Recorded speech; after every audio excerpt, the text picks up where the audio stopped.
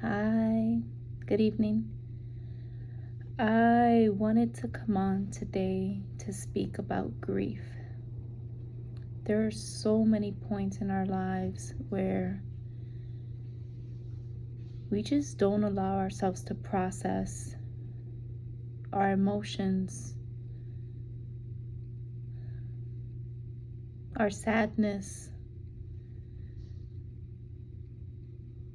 Shit, we don't even allow ourselves sometimes to process our desires, let alone our grief, let alone the parts of us that we tend to hide from others, that we tend to kind of push down and ignore. A lot of times we ignore it for so long, and that grief doesn't go anywhere. It just stores in our bodies. And I was reminded today as I'm doing an apprenticeship in herbalism, and I was reminded today in this apprenticeship as we're learning about these herbs that because grief stores in our bodies, it affects so much of our health. It creates all these ailments within us, like in our respiratory systems, with the way we forget to breathe. We forget to be conscious and aware of our breathing, and it's something we do so naturally, right? Like, it's something no one necessarily taught us. They cut the umbilical cord and boom, we breathe. But for a lot of people who have been in traumatic experiences or have kind of like generated trauma through generations and generations, we've been holding our breath for so long. Like, fuck, we've been forgetting to breathe for so long, and no one's teaching us. No one's checking in to see, are you breathing? Are you allowing yourself to take a breath? Are you checking in with yourself? Are you checking in with your loved ones? Because it's something we do so naturally, without thought, we forget that we can choose to breathe, that we can choose to be present in the moment, present in the now, present in the depthness of what it's like to have that breath go down, down, down to your diaphragm, fill your belly with that air. There is so much healing done through breath work. There is so much healing done when you are able to connect with yourself at that level. And it's something that we don't need to go outside of ourselves for, because we all breathe all the fucking time. You're breathing right now as you watch this. I'm breathing as I'm talking. Like, we just do it. It's so cool, right? But we do need to have these mini reminders. And I purchased this oracle deck, and it came in the mail. It's called Sacred Rebels Oracle. And earlier, because I was feeling really scattered and I was feeling really overwhelmed with all the things that I have to do, that I want to do, that I'm doing, and I just needed to take a breath because a part of me wants to just not do it and just go back to the old ways of my comfort, of what I'm comfortable in. But spirit is like, nah, that's it. And I think I told this to someone the other day, where my spirit is just telling me that I rested already. I had the time to rest. I had the time to check in with myself. And so now it's time to move, and now it's time to do. And normally I would be really excited about that, but what I'm being asked to do is something outside of myself. And so it feels scary. And today I had the urge to just stop and to quit and just not do anything. And and I can't do that. And I'm okay with that too. Like, I'm realizing, like, I'm okay with that realization that this is the moment that I need to be on here. But it also takes a lot of like internal dialogue and motivation and breathing. Today I had to take a lot of deep breaths because I felt overwhelmed and I felt like I couldn't get to one place to another without taking a moment for myself, because the day just goes, the day just flies. And so I got home and this box was here, and I was excited because I was really eager to see this deck. It was recommended to me by someone I read tarot for recently, and it's very beautiful. It's just a gorgeous deck. And when I get a new deck, I like to be surprised, so I don't look through all of them. I usually find out what comes out when I pull for other people or for myself, but I don't like to look through each card because I like the element of surprise, and I like the element of like, ooh, what's this? This is new.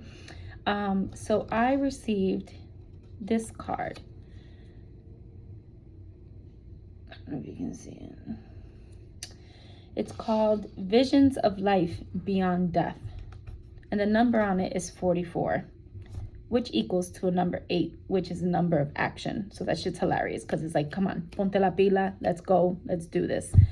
And 4s are really important to me. So for the 4s to show up in that way, it's just really necessary. And so this is a card about rebirth in a sense. And I'm going to read this section because I thought it was really beautiful. It says, this oracle is also asking you to shift your perspective and look at an issue of concern a little differently. If you don't know how to do this, simply add the following statement to the end of any healing process below. So this is something you can say after a prayer or even when you're feeling a little stressed and you want to like release some anguish, release some of that grief. You can say, I call upon the universal I to show me the most helpful way to see this situation of concern now. Which is really interesting because going back to grief, it's really about seeing the truth of the situation. As we grieve, we have to be able to also be in the present moment, also be in the now. And for a lot of us, it's hard to be in the truth. It's hard for us to be in our truth. It's hard for us, especially when we have been denied our truth for so long, or when we ourselves have hidden, right? Because a lot of us culturally, our families hide truths all the time. They hide secrets, right? And so when those secrets start to kind of come out in different ways, you have to be ready and willing to be honest, to be truthful. And that's part of like healing that grief and healing even those ancestral wounds. And so you can say that. You can say, I call upon the universal I to show me the most helpful way to see this situation of concern now. So then it goes on to say, when you shift your perspective, any perspective that we shift, we're able to see the situation in a different light. We're able to give ourselves it's kind of like allowing yourself to move the camera and be able to see it in a different angle, because sometimes the angle that it's in, you just couldn't catch the full picture. You couldn't catch the full glimpse. So it also goes on to give an example. It says, in shifting how you look at things, the energy in what is beheld changes. You can see this with people. So this is the example they give. When you shame or judge someone, they react differently to when you are loved and encouraged. They may succeed nonetheless, but the journey to success will be different. Looking at something through the eyes of love rather than fear can help us find our way more quickly, easily, and enjoyable. And before we end today, we're gonna sit through this healing process mantra that they have together. But I want to talk a little bit about that comment of when we give people love instead of our judgment, instead of filling them with shame. Because a lot of times our judgment and our shames most of the time, it has more to do with us than it does with the person that we are shaming or judging. So if we start moving into our lives, into our spaces, giving love and encouragement, so like, I don't know, the way you would a child, the way you would, and not to be condescending, but I think of how I speak to my children versus how I speak to myself at times, versus how I speak to my friends, versus how I speak to my siblings, versus how I speak to my parents. Like, in every situation, depending on the level of hurt, there's a different way that we communicate. But if we're able to step away from that hurt, step away from that grief, and find another truth, then I think that we can find new ways to heal, especially from what no longer serves us. Because a lot of the pain that we go through, that doesn't serve us anymore, but we hold on to it because it's so familiar. And like anything that's familiar, we believe that it knows best. Like a wise owl, almost, it knows best. But does it? Or is it holding you hostage? Is it holding you kind of like encaged, enraged? I really believe that if we want to heal, we can. If we want to heal and we're ready to heal, the energy is out there. There's always a new direction. There's always a new option.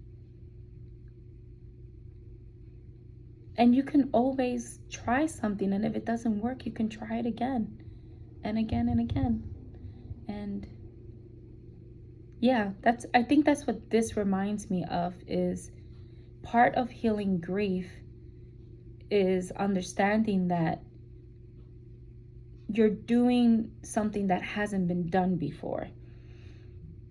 You're healing a part of yourself that you probably ignored for so long, that so many in your generational line have ignored for so long.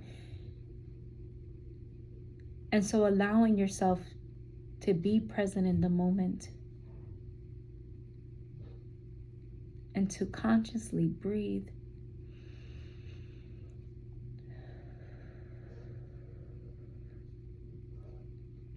It just feels good. It feels necessary. It feels real.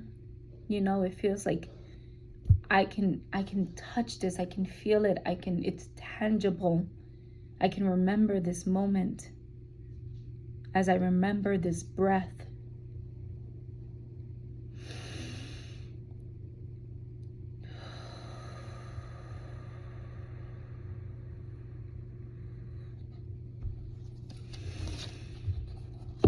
So this is a very beautiful deck. I'm very happy that I have it.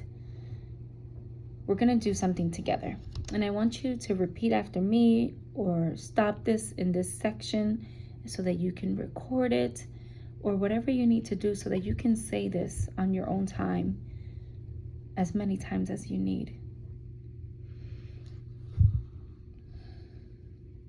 I now release any fear I have associated with seeing truth, with seeing beyond the veil of illusion, or with my inner visions opening up from my heart, mind, and body.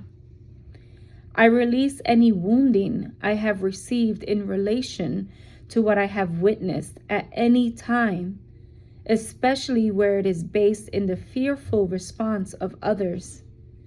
I ask that my vision be restored to its fullness through compassion and unconditional love. So be it. You can close your eyes and imagine love pouring down from the universe straight into your head, the tippity top of your head.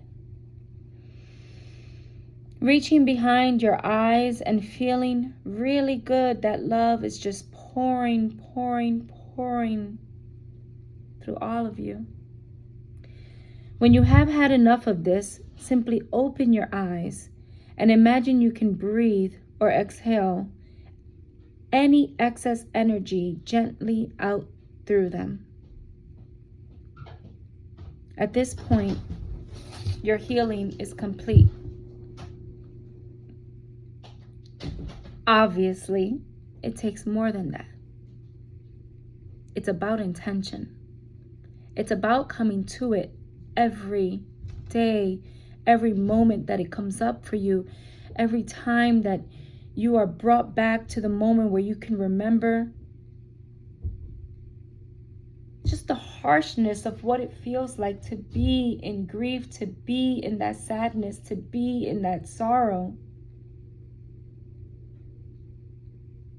And find ways to breathe through that, to allow breath to heal with the light of love, to heal all of those parts of you.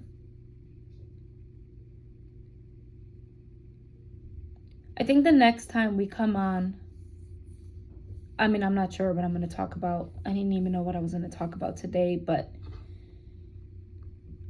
I know that I eventually want to bring you all to your sacral, to that chakra space, because I understand that a lot of my healing started when I was able to give that space some light, some room to grow, some room to grieve, and especially when I was able to breathe through that area and reimagine myself, right? Because that area represents vitality, and it represents kind of like this renewal energy, beautiful, fiery energy, passion, all the sexiness. And so as we envision life beyond death and life beyond what feels like death within us, what feels like an ending within us is really just a new beginning. And so being able to have that perspective that this is not the end. This is only a part of my story. How do I want to move forward? How do I want to be seen? How do I want to reflect on those moments that I gave so much time and so much space to, or that took so much time and so much space, maybe even away from me, even though I don't think that there are any mistakes, and however long it takes for us to heal from these wounds, it's how long it was supposed to be. But I definitely enjoy being able to speak with you and sit with you and hold space with you and for me and with me. And if we could just take the last few seconds to close our eyes together and take a deep breath in.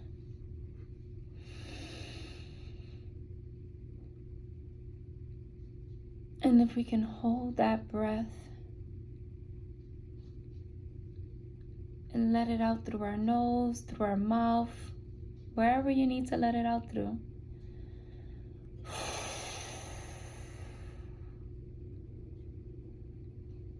And one more time, because this time I want you to take a deep breath and I want that belly to fill with air.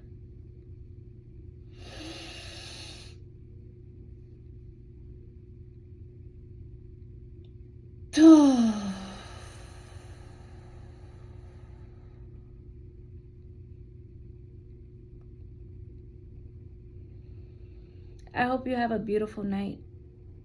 I hope you have a magical experience. And I will see you all in a few days. Ciao.